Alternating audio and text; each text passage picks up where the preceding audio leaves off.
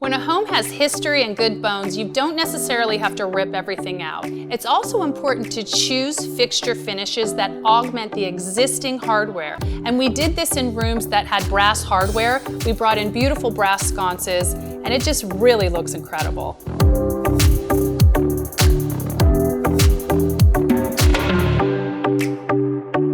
Now let's check out the master bathroom.